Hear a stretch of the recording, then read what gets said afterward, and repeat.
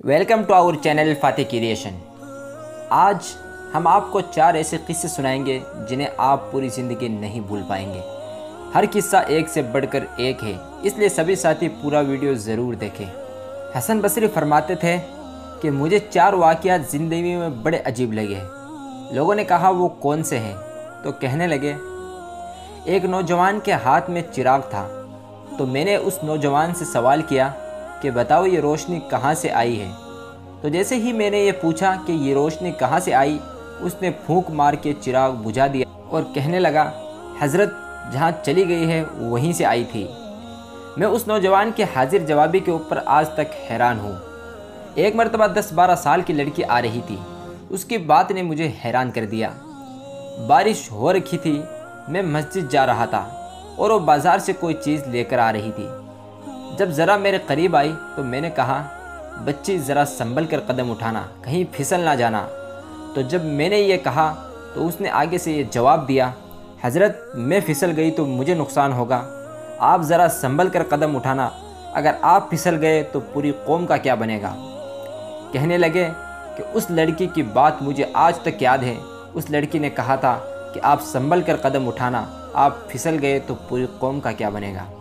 ایک مرتبہ میں نے ایک مخنث کو دیکھا، جب اسے پتہ چل گیا کہ اس نے مجھے پہچان لیا ہے تو وہ مجھے کہنے لگا میرے راز نہ کھولنا، اللہ قیامت کے دن تمہارے رازوں پر پردہ ڈالیں گے۔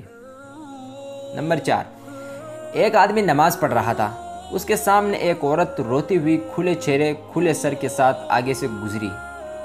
اس آدمی نے سلام پھیر کر اس عورت پر بڑا ناراض ہوا، کہنے لگا تجھے شرم نہیں آئی؟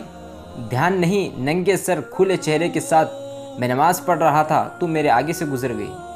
اس عورت نے پہلے تو معافی مانگی اور معافی مانگ کر کہنے لگی دیکھو میاں، میرے شوہر نے مجھے طلاق دے دی ہے اور میں اس وقت غم زدہ تھی، مجھے پتہ ہی نہیں چلا کہ آپ نماز پڑھ رہے ہیں یا نہیں۔